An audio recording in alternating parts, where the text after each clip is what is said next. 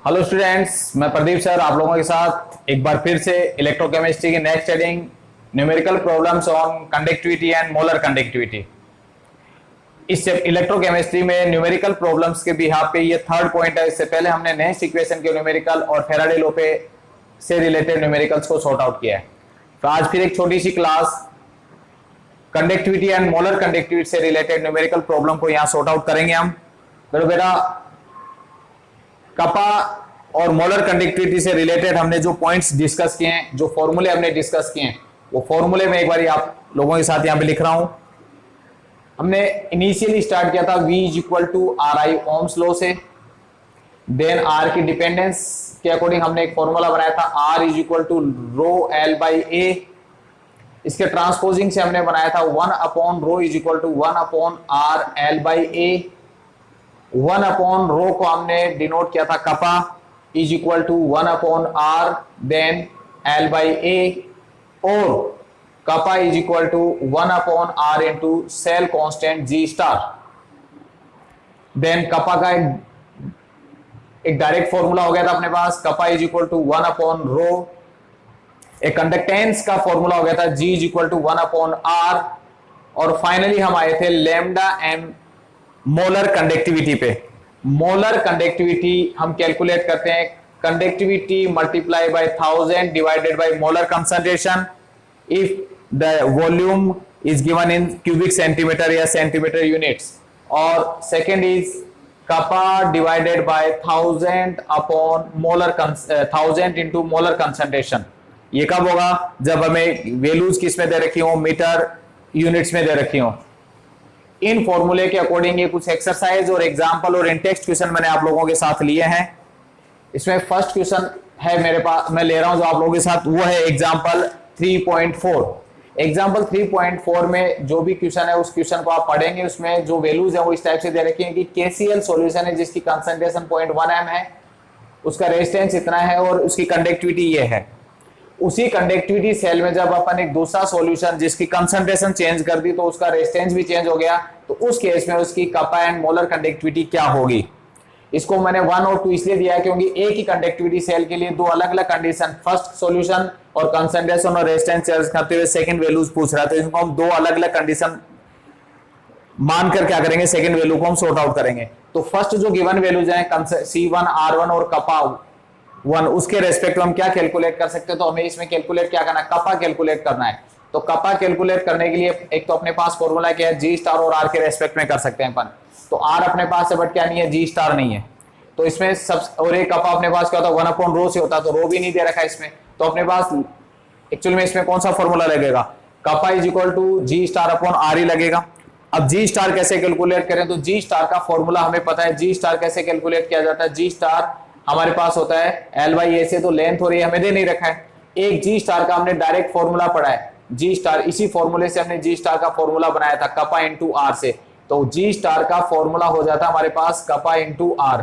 तो जो given values है, जो स्टैंडर्ड वैल्यूज है, उससे हम क्या निकालेंगे, जी स्टार सेल कांस्टेंट निकाल सकते हैं। तो स्टार्टिंग क्या हुआ इस क्वेश्चन का, cell constant G star calculate किया जाएगा कपा इंटू आर से।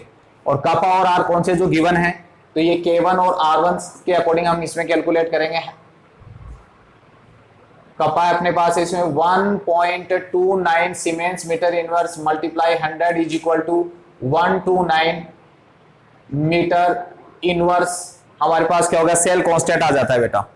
सेल कांस्टेंट जब आ गया तो अब इसमें इजीली क्या कैलकुलेट कर सकते हैं, कपा कैलकुलेट कर सकते हैं। Therefore conductivity of second solution, second solution जिसकी कंसंट्रेशन चेंज की, तो ये कपा 2 कैलकुलेट कर रहे हो आप इसमें, क्योंकि कपा 1 तो ऑलरेडी था।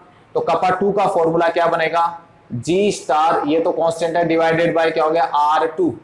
अब जी स्टार आपके पास कितना था, आप कैलकुलेट कर चुके हो, 129 मीटर इनवर्स है, और R2 अपने पास कितना है, 520 ओम है। इस 520 ओम से इसको डिवाइड करेंगे तो अपने पास इसमें आंसर आता है 2.48 इंटू 10⁻⁻1 मीटर कपा ना सीमेंस मीटर इनवर्स। अपने पास इसका आंसर आ जाएगा 2.4 इंटू 10⁻⁻1 सीमेंस मीटर इनवर्स आ गया, कपा आ गया।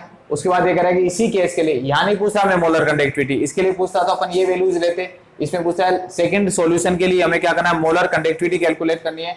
तो मोलर कंडक्टिविटी लैम्डा एम यानी 2 सेकंड सॉल्यूशन के लिए, और लैम्डा एम का फॉर्मूला कौन सा अप्लाई करेंगे इसमें, आप देखिए खुद, आपकी यूनिट्स किस में चल रही हैं, मीटर यूनिट्स में चल रही हैं, तो ये वाला फॉर्मूला अप्लाई होगा इसमें। कपा कौन सा सेकंड वाला, then 1000 and C means molar concentration. तो कपा 2 हमने कैलकुलेट किया था 2.4 into 10⁻⁻1 and divided by 1000 into molar concentration second solution के बिहार पे कितना है 0.02। इस पूरे को सॉर्ट आउट करेंगे तो अपने पास इसमें आंसर आएगा अपने पास 1.24 इंटू 10⁻⁻2। ये किस में आएगा, siemens metre square mole inverse में। कितना सिंपल क्वेश्चन है, केवल कैलकुलेशन आप बता सकते हो। बाकी जिस स्टूडेंट्स ने ये मोलर कंडक्टिविटी और कपा से रिलेटेड जो ये फॉर्मूले जिसके जहन में है, दिमाग में, वो इन चीजों को बहुत इजीली क्या कर सकता है, सॉर्ट आउट कर सकता है। क्वेश्चन आप पढ़ लीजिए। ये अपना क्या हो गया, एग्जांपल 3.4 हो गया। क्लियर है। नेक्स्ट एग्जांपल अपना जो 3.5 है। 3.4 के बाद इसमें कंसंट्रेशन है, रेजिस्टेंस है, और सेपरेशन ऑफ इलेक्ट्रोड है, और साथ में क्या है, लेंथ ऑफ इलेक्ट्रोड्स है। यहाँ पे हमें 3 वैल्यूज कैलकुलेट करनी है। रो कैलकुलेट करना है, कपा रो मींस रेजिस्टिविटी कैलकुलेट करना है, कंडक्टिविटी एंड मोलर कंडक्टिविटी हमें इसमें कैलकुलेट करनी है।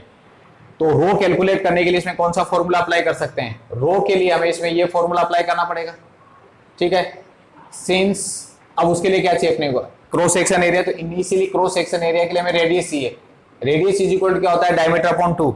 डायमीटर इसमें था 1 सेंटीमीटर, तो 1/2 का मीनिंग हो गया 0.5 centimetre. Then cross section area, cross section area A is equal to, simple formula आप लोग जानते हैं, pi R square. Then pi की वैल्यू भी आप जानते हैं 3.14 इंटू 0.5 इंटू 0.5। ठीक है। इन तीनों वैल्यूज को जब अपन सॉर्ट आउट करते हैं तो अपने पास आएगा 7.85 into 10⁻⁻1 centimetre square cross section area. ठीक है। फिर ओम्स लॉ के अकॉर्डिंग इस पे अपन अप्लाई करेंगे, since R is equal to rho L by A। ठीक है। R की वैल्यू आप यहाँ पे रख सकते हो। R की वैल्यू अपने पास है इसमें ऑलरेडी कितना, R 5.55 इंटू 10⁻3। रो हमें फाइंड करना है। लेंथ हमारे पास था कितना 50 centimetre and cross section area, cross section area हमने कैलकुलेट किया 7.85 इंटू 10⁻⁻1। ओके। तो यहां से रो की वैल्यू क्या आ जाएगी अपने पास, rho is equal to 5.5 into 10⁻3 into 7.85 into 10⁻1 and divided by 50। यहां से जब अपन रो कैलकुलेट करेंगे तो रो की वैल्यू अपने पास इसमें आ रही है 87.14 ओम सेंटीमीटर। ओम सेंटीमीटर में हमारे पास क्या आ रहा है, रो की वैल्यू आ जाएगी। जब रो कैलकुलेट कर लेते हैं तो हम डायरेक्ट इसमें कैलकुलेट कर सकते हैं कपा।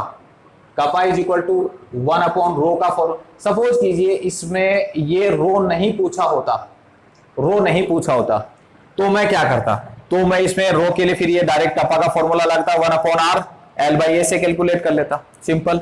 अब इसने रो पूछा था इसलिए पहले रो कैलकुलेट किया, और सपोज रो नहीं पूछा था तो मैं डायरेक्ट फिर कौन सा फॉर्मूला अप्लाई करता, kappa is equal to 1 upon R L by A से इसको यूज कर लेते। तो ये आ गया अपने पास 1 अपॉन 87.14। ठीक है। इसको सॉर्ट आउट करेंगे अपन, 87 से डिवाइड करेंगे तो अपने पास इसमें आंसर आ रहा है 1.15 इंटू 10⁻⁻2। किसमें आए, सीमेंस सेंटीमीटर इनवर्स में आ गया। ठीक है। ये अपने पास क्या आ गया, कप आ गया। और फिर बंदे ने क्या पूछा, इसमें लैम्डा एम पूछा, तो लैम्डा एम जैसे भी आपने कैलकुलेट किया था, lambda M is equal to कौन सा फॉर्मूला अप्लाई करेंगे, सेंटीमीटर के रेस्पेक्ट में या मीटर के रेस्पेक्ट में, सेंटीमीटर के रेस्पेक्ट में। Then kappa into 1000 divided by molar concentration. Kappa आपने भी कैलकुलेट किया 1.15 इंटू 10⁻⁻2 इंटू 1000 और divided by concentration, molar concentration कितना दे रखा है 0.05 कंप्लीट हो रहा है 23 जा, और ये 0 पॉइंट एडजस्ट हो गया, कितना हो गया 230 किसमें, siemens centimetre square mole inverse क्या आ जाएगा, इसकी वैल्यू आ जाएगी। ठीक है। ये अपने इसको सॉर्ट आउट किया। कोई जरूरी नहीं है कि इसको अपन मीटर यूनिट में या सेंटीमीटर यूनिट में लें, जो भी है जिस भी यूनिट में दे रखा हम उसी यूनिट में इसको क्या कर सकते हैं, स्टार्ट कर सकते हैं। ये 3.5 हो गया अपने पास, क्लियर है। जो एग्जाम्पल 3.9, इंटेक्स 3.9 और एक्सरसाइज 3.11 है, सेम यही क्वेश्चंस हैं वो भी, जो अभी मैंने दोनों ऊपर वाले सॉर्ट आउट किए। बट उसमें क्या है, 2 पॉइंट हमें इसमें पूछे गए, डिग्री ऑफ डिसोसिएशन और डिसोसिएशन कांस्टेंट। तो एग्जाम्पल 3.9 और इंटेक्स्ट 3.9 एंड एक्सरसाइज में 3.11 जो क्वेश्चन है उसमें आपको क्या कैलकुलेट करना है, कपा आपको कैलकुलेट करना आ गया और लेमडा एम आपको कैलकुलेट करना आ गया। इन क्वेश्चन में क्या दे रखा है ये तो आप कैलकुलेट करेंगे। गिवन क्या है इन क्वेश्चंस में, limiting molar conductivity, limiting molar conductivity lambda M note हमें क्या कर रखा है, उस बंदे ने प्रोवाइड करवा रखा है। और बंदे ने पूछा क्या हमें, यहां पूछा हमें डिग्री ऑफ डिसोसिएशन, जो भी सोल्ट है, एसिड है या कोई बेस है, उसका डिग्री ऑफ डिसोसिएशन पूछा है। तो आप कपा कैसे कैलकुलेट करेंगे, शायद मुझे नहीं बताना है दोबारा। आप लैम्डा एम कैसे कैलकुलेट करेंगे वो भी मुझे नहीं बताना है।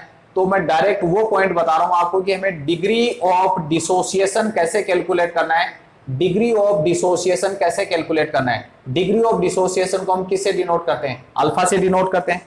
तो ये अल्फा हमें कैसे कैलकुलेट करना है, तो एक वैल्यू लिमिटिंग मोलर कंडक्टिविटी तो हमें प्रोवाइड करवा रखी है, और मोलर कंडक्टिविटी आप कैलकुलेट कर पाओगे इसमें।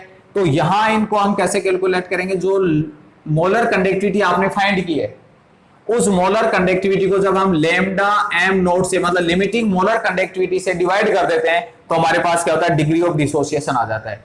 जो आपने फाइंड की है उस मोलर कंडक्टिविटी को किससे डिवाइड करते हैं, जो लिमिटिंग मोलर कंडक्टिविटी हमें प्रोवाइड करवाई उसे डिवाइड करते हैं, डिग्री ऑफ डिसोसिएशन अल्फा की वैल्यू आ जाएगी। फिर उसने क्या पूछा, यहाँ पे इनमें एक पॉइंट और पूछा, डिसोसिएशन कांस्टेंट भी पूछा उसने, डिसोसिएशन कांस्टेंट भी पूछा है, और डिसोसिएशन कांस्टेंट कपा से उपयोग किया जाता है। अब आपको ये ionization last year equilibrium 11th class में हमने किया, तो उसके अकॉर्डिंग क्या फॉर्मूला था, C alpha square divided by 1 minus alpha से इसको कैलकुलेट कर सकते हैं। ठीक है, तो कपा आपने सॉरी ये क्या है, कपा नहीं है बेटा, प्लीज इसमें कंफ्यूज मत हो जाना, इसलिए मैंने इसमें क्या नहीं के नहीं लिखा, मैंने इसमें डायरेक्ट क्या लिखा, डिसोसिएशन कांस्टेंट निकालने पड़ी, ये कपा नहीं है। तो वो डिसोसिएशन कांस्टेंट भी क्या ही होता है, तो वो क्या होता है, सी कंसंट्रेशन। इस क्वेश्चन में दे रखा है, इस क्वेश्चन में 2 चीजें दे रखी थी गिवन में, लिमिटिंग मोलर कंडक्टिविटी और कंसंट्रेशन। तो वो कंसंट्रेशन को जो अभी अपने पास ये अल्फा अमाउंट आएगा उससे मल्टीप्लाई, उसके स्क्वायर से मल्टीप्लाई करके हम क्या कर सकते हैं, डिसोसिएशन कांस्टेंट भी कैलकुलेट कर सकते हैं। तो ये 3 क्वेश्चन आप ऐसे करोगे। ठीक है, ये नेक्स्ट वाला जो क्वेश्चन आप देख पा रहे हो एक्सरसाइज वाला, एक्सरसाइज 3.8, काफी सिंपल क्वेश्चन है, ये भी आप ऐसे कर, ठीक है, ये कर पाओगे ना आप, क्लियर। कोई डाउट हो तो प्लीज कमेंट सेक्शन में आके या आप डायरेक्ट फोन करके पूछ सकते हैं सर इसका आंसर हमें सर नहीं हो रहा है। अब देखिए नेक्स्ट एग्जांपल भी ऐसा ही है, एक्सरसाइज का 3.8, कंसंट्रेशन दे रखी है, कंडक्टिविटी दे रखी है, लैम्डा एम पूछा है। क्या होगा इसमें, lambda M is equal to, किसमें लिखूं, सेंटीमीटर में है, क्या formula, kappa into 1000 divided by, कितना सिंपल क्वेश्चन है, हो जाएगा। कपा की वैल्यू 0.0248 इंटू 1000 और डिवाइडेड कंसंट्रेशन कितना 0.2, सिंपल हो गया। नेक्स्ट वाले में क्या है, एक्सरसाइज 3.9 वाले में क्या है, इसमें हमें सेल कांस्टेंट पूछा है। तो सेल कांस्टेंट जी स्टार कैसे कैलकुलेट करते हैं, कपा इंटू आर से, जी स्टार कपा इंटू आर से कैलकुलेट होता है। तो जी स्टार कपा कितना आपके पास, कंडक्टिविटी दे रखे उसने कितना 0.146 इंटू 10⁻⁻³ और रेजिस्टेंस कितना है 1500। इन सबको मल्टीप्लाई करेंगे, किस में आ गया है, सेंटीमीटर इनवर्स में इसका आंसर आ जाएगा। और ये किस में आएगा, मोलर कंडक्टिविटी, जो भी आंसर आ रहा है siemens centimetre square mole inverse. Sort out तो कर ही सकते हो आप, सिंपल। ओके स्टूडेंट्स, एक छोटी सी क्लास थी आपकी कंडक्टिविटी एंड मोलर कंडक्टिविटी से रिलेटेड न्यूमेरिकल्स की। अब कंडक्टिविटी और मोलर कंडक्टिविटी के बाद एक छोटा सा क्वेश्चन और ले लेते हैं अपन, एक छोटी सी क्लास हो रहा है। कुछ न्यूमेरिकल प्रॉब्लम्स हमें दे रखे हैं कोल्डहाउस लॉ पे भी। कोल्डहाउस लॉ एक्चुअल में क्या था वो हमने पढ़ा है, जिसमें इनफाइनाइट डाइल्यूशन पे जब कंसंट्रेशन अप्रोचेज 0 हो जाती है उस समय जो मोलर कंडक्टिविटी होती है वो अवेलेबल सभी केटायंस और एनायन की इंडिविजुअल कंडक्टिविटी का क्या होती है, सम होती है। उस बिहार पे ये छोटे छोटे 2-3 क्वेश्चन हमें दे रखे हैं। जैसे एक एग्जांपल हमें दे रखा है 3.7, एक शॉर्ट एग्जांपल हमारी बुक का 3.7, उसमें ये कह रहा है कि कैल्शियम क्लोराइड और मैग्नीशियम सल्फेट की लिमिटिंग मोलर कंडक्टिविटी कैलकुलेट कीजिए। तो उसके लिए आपको क्या है, आपकी एनसीईआरटी में ये जो मैंने ग्रीन पेन से शो किया है वो एक टेबल बनी हुई है जिसमें डिफरेंट डिफरेंट आयंस की क्या दे रखी है, कंडक्टिविटी हमें दे रखी है। तो एग्जाम में क्वेश्चन किस तरीके से आता है कि इसकी कंडक्टिविटी हमें प्रोवाइड करवाई जाती है या किसी एक सोल्ट के रेस्पेक्ट में दूसरे की कंडक्टिविटी कैलकुलेट की जाती है। तो देखिए पहला फर्स्ट क्वेश्चन जो है काफी सिंपल क्वेश्चन है। कैल्शियम क्लोराइड का जो डिकम्पोजिशन है, कैल्शियम क्लोराइड का डिकम्पोजिशन आप इजीली शेयर कर पाओगे, calcium ion plus 2 chloride ion. तो कैल्शियम क्लोराइड की मोलर कंडक्टिविटी में कैल्शियम क्लोराइड की कंडक्टिविटी में कौन कौन प्लस होगा?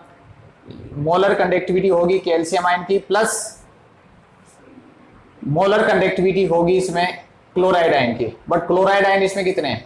2 है ना, तो 2 से मल्टीप्लाई हो जाएगा, सिंपल है। कैल्शियम आयन की मोलर कंडक्टिविटी हमें प्रोवाइड कर रखी है 119 प्लस 2 और मल्टीप्लाई किससे हो रहा है? 76.3 से मल्टीप्लाई हो रहा है। इन दोनों का सम करेंगे, दोनों का सम किया तो अपने पास टोटल आ जाएगा ये 271.6 siemens centimetre square mole inverse. इसमें हमारे पास क्या है, इसकी लिमिटिंग मोलर कंडक्टिविटी आ जाएगी। ओके, सिमिलरली मैग्नीशियम सल्फेट को कैलकुलेट करना, तो मैग्नीशियम सल्फेट को आयोनाइजेशन Mg2+ और सल्फेट आयन हो गया। तो मैग्नीशियम सल्फेट की मोलर कंडक्टिविटी में lambda m not magnesium sulphate में कौन कौन होगा? उसमें एक मैग्नीशियम आयन की लिमिटिंग मोलर कंडक्टिविटी और एक सल्फेट आयन की लिमिटिंग मोलर कंडक्टिविटी का हम सम कर देंगे। तो limiting molar conductivity of magnesium ion plus limiting molar conductivity of sulphate ion का हम सम कर देंगे। ये भी वैल्यूज कहां से आएंगी वो भी हम गिवन टेबल से देख लेते हैं। कितना दे रखा है इसका? 106 है ये, और सल्फेट आयन का कितना दे रखा है? 160 दे रखा है। टोटली कितना हो जाएगा? 266 siemens centimetre square mole inverse आ जाएगा। सिंपल क्वेश्चन है, कोई दिक्कत नहीं है। अब इनडायरेक्ट क्वेश्चन जो मैंने बोला, ये तो डायरेक्ट क्वेश्चन होंगे जब हम इंडिविजुअल केटायन और एनायन की कंडक्टिविटी हमें प्रोवाइड की जाए। लेकिन एक रिलेशन बनाते हुए भी क्वेश्चन जब आता है तो उसको भी हम कैसे सॉर्ट आउट कर सकते हैं। रिलेशन बनाते हुए जब आपके पास आएगा, तो जैसे ये नेक्स्ट क्वेश्चन है, तो देखिए 3.7 तो काफी सिंपली हो जाएगा क्योंकि इसमें इंडिविजुअल केटायन और एनायन की मोलर कंडक्टिविटी हमारे पास थी, उनको सम करके जितने आयन थे उसे मल्टीप्लाई करके हमने कैलकुलेट किया। अब ये जो क्वेश्चन है नेक्स्ट वाला, उसमें हमें इंडिविजुअल केटायन या एनायन की मोलर कंडक्टिविटी प्रोवाइड नहीं करवाई है। क्या प्रोवाइड किया उसने? सोल्ट की कंडक्टिविटी मोलर कंडक्टिविटी प्रोवाइड करवाई है। तो इस इक्वेशन में 3 डिफरेंट सोल्ट हैं और उनकी हेल्प से हमें क्या करना है, फोर्थ सोल्ट एसिड या बेस की हमें क्या करना है, मोलर कंडक्टिविटी कैलकुलेट करनी है। तो मैथमेटिकली आप इसमें इक्वेशन दीजिए और वो आप खुद पे डिपेंड करें कि आप कौन सी 2 इक्वेशन को प्लस करें और उसमें से एक थर्ड माइनस करें। तो देखो जहां तक मैं समझ पा रहा हूं, इसमें यदि मैं इक्वेशन सेकंड और थर्ड को प्लस कर लूं तो सेकंड का meaning H+ and Cl- plus third का मीनिंग क्या हो गया? CH3COO- and sodium ion. इन दोनों को मैं प्लस कर लूं और इन दोनों को प्लस करके माइनस किसको कर रहा हूं मैं? फर्स्ट इक्वेशन को माइनस कर रहा हूं। फर्स्ट इक्वेशन क्या था मेरे पास? Na+ and Cl-। इनको मैं 2 इक्वेशन कौन कौन सी? सेकेंड और थर्ड तो इसमें क्या हुई है? प्लस हुई है, और माइनस क्या हुआ है? फर्स्ट इसमें माइनस हुआ है। ये तो हो रहा है। तो इनको सॉर्ट आउट करूंगा तो आप बता सकते हो मेरे पास क्या आएगा। देखिए Na और ये Na कैंसिल हो जाएगा और Cl और ये Cl कैंसिल हो गया। तो कौन से आयंस बचे मेरे पास? एसीटेट और हाइड्रोजन आयन बचा, मींस मेरे पास क्या बच गया? CH3COOH बच गया। तो इनसे क्या जाएगा? ये मोलर कंडक्टिविटी होगी, ये भी मोलर कंडक्टिविटी होगी। तो फाइनली ये मोलर कंडक्टिविटी हमारे पास आ जाती है किसकी? एसिटिक एसिड की मोलर कंडक्टिविटी। वैल्यूज आपके पास थी, सेकेंड की वैल्यू कितनी थी? यहाँ पे वैल्यूज क्या आ जाएंगे? 425.9 प्लस 91, ये दोनों वैल्यूज प्लस होंगी और माइनस क्या हो जाएगा? 126.4, इसमें से क्या हो जाएगा? माइनस हो जाएगा। ठीक है, इनको अपन सॉर्ट आउट करेंगे तो हमारे पास कितना आ जाएगा? 390.5 siemens centimetre inverse siemens centimetre square mole inverse हमारे इसमें वैल्यूज आ जाएंगे ये। ठीक है, इस टाइप से हम इसकी लिमिटिंग मोलर कंडक्टिविटी फाइंड कर सकते हैं। समझ आएगा? ऐसे और भी आपको एग्जाम में मिल सकते हैं क्योंकि इसमें इंडिविजुअल टेबल की रिक्वायरमेंट नहीं रहती है। 2 सोल्ट के रेस्पेक्ट में, 3 सोल्ट के रेस्पेक्ट में, 4th सोल्ट को हम कैलकुलेट करते हैं। अब देखिए नेक्स्ट क्वेश्चन, इंटेक्स्ट एक क्वेश्चन है। ये पूछ रहा है कि how to calculate the molar conductivity of water. Water की मोलर कंडक्टिविटी हम कैसे कैलकुलेट करेंगे? तो वाटर H2O में आयंस आपको पता है हाइड्रोजन आयन और हाइड्रोक्साइड आयन।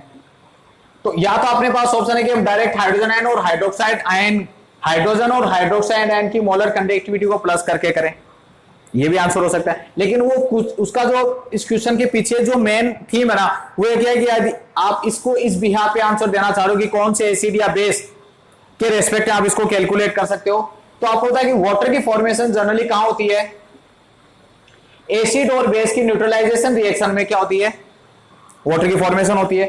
सिंपली एक रिएक्शन हम करेंगे HCl plus NaOH, hydrochloric acid और सोडियम हाइड्रोक्साइड की जब न्यूट्रलाइजेशन रिएक्शन कर रहे हैं तो हमारे पास क्या बन रहा है, NaCl प्लस H2O की फॉर्मेशन हो रही है सिंपली।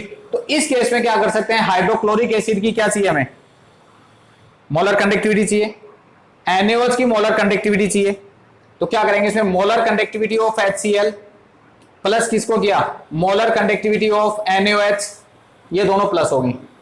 फिर उसमें से माइनस किसको कर दें, माइनस कर दें NaCl की मोलर कंडक्टिविटी को, NaCl की मोलर कंडक्टिविटी को माइनस करें तो अपने पास क्या आ जाएगा, वाटर। क्यों, Na इसको कैंसिल कर गया, Cl इसको कैंसिल कर गया, क्या बचा, हाइड्रोजन और हाइड्रोक्साइड आयन बचेंगे। तो HCl की मोलर कंडक्टिविटी हम कैसे कैलकुलेट कर सकते हैं, ये जो हमारे जो एनसीईआरटी में जो टेबल है उस टेबल से हम ये वैल्यूज को उठा सकते हैं, हाइड्रोजन आयन की कंडक्टिविटी, क्लोरीन की कंडक्टिविटी, इस तरीके से। तो उसने प्रोसीजर पूछा है, वैल्यू नहीं पूछी उसने वैल्यू नहीं पूछी कि वाटर की मोलर कंडक्टिविटी कितनी होती है, इसने पूछा हाउ टू कैलकुलेट। तो आप कह सकते हो we can calculate the molar conductivity of water by the addition of molar conductivity of HCl and sodium hydroxide and minus the molar conductivity of NaCl। इन दोनों की मोलर कंडक्टिविटी को plus करके NaCl की मोलर कंडक्टिविटी को minus करेंगे तो हमारे पास क्या होगा, वाटर की मोलर कंडक्टिविटी आ जाती है।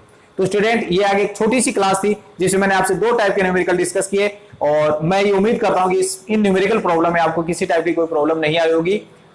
मोलर कंडक्टिविटी, कपा और कोलराउस लॉ से रिलेटेड छोटे छोटे न्यूमेरिकल आप कर सकते हैं एनसीईआरटी पे जाके। Thank you students.